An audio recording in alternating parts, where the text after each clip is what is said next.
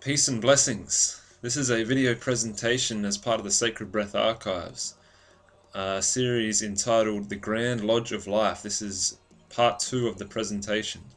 And before we get started, let's have a brief look at what was covered in part 1. The idea was presented that life is spiritual in nature, that there is in fact nothing other than the spiritual. This was presented through a definition of spiritual as those underlying laws that govern the universe, and spirituality as that which moves towards aligning ourselves with those laws. We also discussed the initiatory nature of life and looked at how life presents us with every opportunity to choose to live in harmony with the laws of the universe, with the promise of a deep knowledge of the mysteries of life and self, and with it the joy of ever greater experiences and expressions of oneself. Now, these opportunities given to us often go either unnoticed or ignored and even avoided by the majority of people. Why unnoticed? Because the vast majority of people are completely nescient to the initiatory nature of life. They have been left in the dark as to the inner spiritual workings of the self and the universe. Instead of the true fulfillment of the knowledge of self, the masses are handed a proxy of the truth, a lie and a poison wrapped in carefully constructed half-truths that have them convinced that life is nothing more than a cosmic accident on a random planet floating in an otherwise lifeless universe. That because of this, one should accumulate as many possessions as possible to acquire whatever the latest glittering trinket that promises comfort and security, so one can squeeze every last drop out of their meaningless life. A life spent attempting to satisfy desires that are not their own but are instead programmed into them. As Henry David Thoreau has said in his book Walden, the mass of men lead lives of quiet desperation.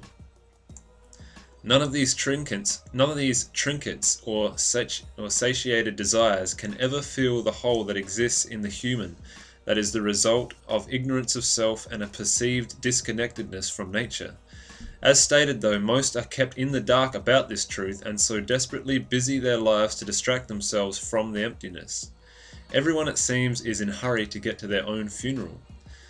For some, though they are well aware of the futility of materialism and egoism, they know that they will never fill that hole with material goods and satisfaction of base desires. They also know, however, that if there is nothing left on the outside that can fill that void, then it must be filled from within.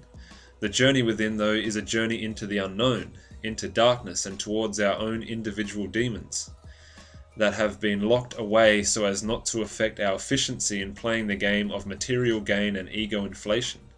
This journey is uncomfortable and painful, and to one who has habitually made their life about security, comfortability, and the avoidance of pain, it is an unwelcome journey. They would rather live a life of known inauthenticity than face the pain that they harbor within themselves. So they ignore and avoid the opportunities that life presents them. All that can be seen in these opportunities is pain, because this is all that exists within that individual. This is a surefire, or secret fire as it were, way of recognizing important initiatory events in one's life, so-called rites of passage. The pain and uncomfortability you recognize in any given event is a reflection of some sort of pain and uncomfortability within the self. Carl Gustav Jung says, "If things go wrong in the world, this is because something is wrong with the individual. Something is wrong with me.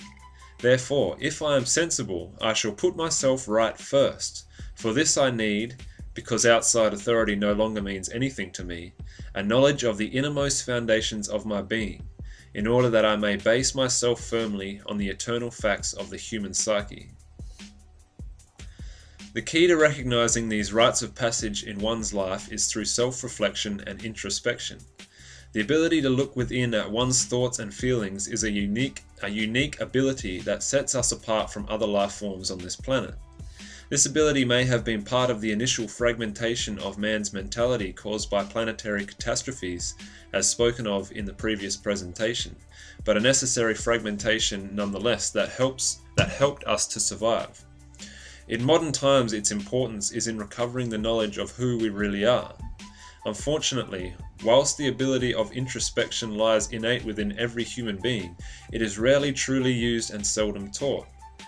In fact, individuation and self-reflection has been cleverly demonized in modern society by religious institutions that have implanted the paradigm that to focus on oneself is selfish and to be frowned upon. That one should devote their time to helping others. This is not to say that I disagree with helping others, but if one broken soul attempts to help another broken soul, what is the outcome? Yeshua, Jesus, spoke of this when he said, "If the blind lead the blind, both will fall into a pit." Then on the other side of the coin we find the secular world pushing a false individualism.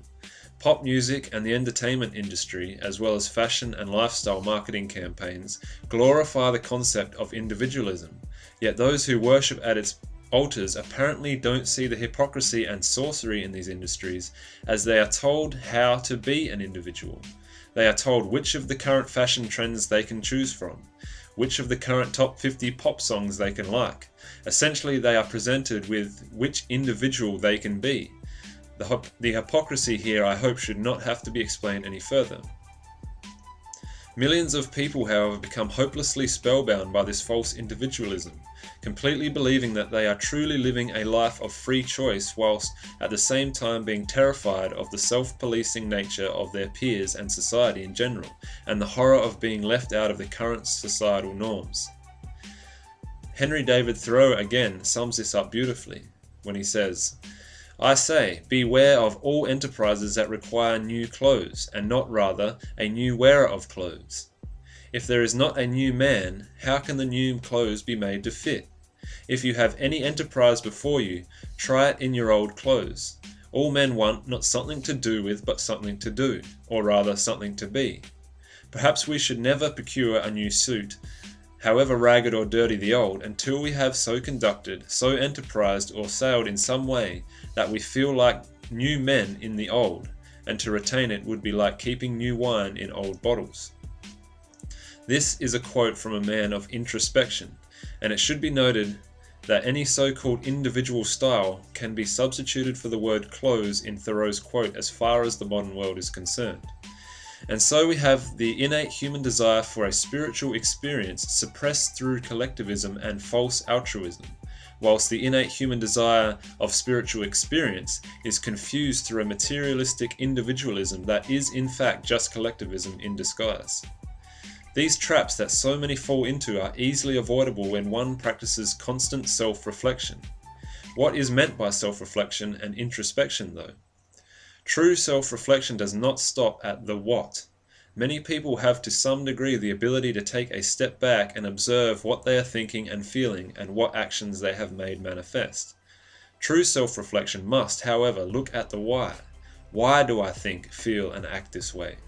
It is only through asking why that we can discern how we truly think or feel about something, or if we truly think and feel anything at all. If, as it can certainly be made the case for, the majority of our thoughts and feelings have their foundation in societal norms and opinions, then the surety of what we think and feel becomes shaken to its core by the question of why. Asking why is the key that unlocks the doors to the deeper elements of the self. This is expressed in the second movie of the Matrix trilogy when Morpheus, Trinity, and Neo, which are themselves representations of man's thoughts, emotions, and actions, come to a man named the Merovingian in their search for the Keymaker, who speaks to them about asking why in a universe governed by law. You know why we are here. I am a trafficker of information. I know everything I can. The question is, do you know why you are here? We are looking for the Keymaker. Oh yes, it is true. The Keymaker, of course. But this is not a reason, this is not a why. The Keymaker himself, his very nature, is a means, it is not an end. And so, to look for him is to be looking for a means to do what? We know the answer to that question. But do you? You think you do, but you do not. You are here because you were sent here. You were told to come here, and then you obeyed. It is, of course, the way of all things. You see, there is only one constant, one universal. It is the only real truth. Causality. Action reaction, cause and effect.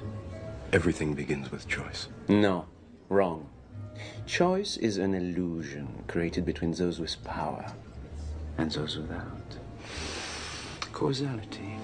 There is no escape from it. We are forever slaves to it. Our only hope, our only peace is to understand it, to understand the why. Why is what separates us from them, you from me. Why is the only real source of power. Without it, you are powerless. And this is how you come to me, without why, without power. Another link in the chain.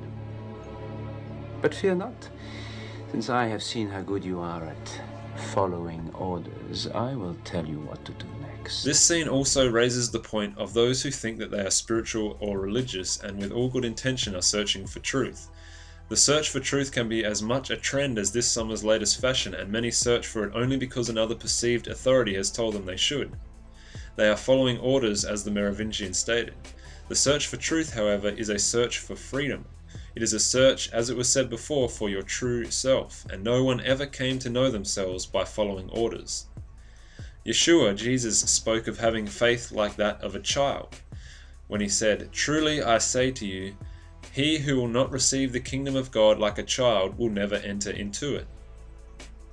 I have heard this verse interpreted many different ways, but to me, when I think of the mindset and attitude of a child, only one word comes to mind: why? We have all been in those conversations where no matter the answer you give to their question, why is always their reply.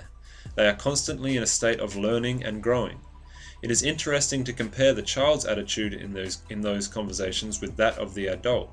How many adults end up frustrated at the constant why and end up eventually replying, "It just is okay, now stop asking questions please." In fact, this is a beautiful comparison to what we in fact do to the self. The self is the little child asking why, and it makes us feel uncomfortable. We don't want to face that which we don't know, because what we do know, that we have bills to pay and work to do, is hard enough to cope with. The child doesn't have these illusionary worries and responsibilities though. They are still asking why.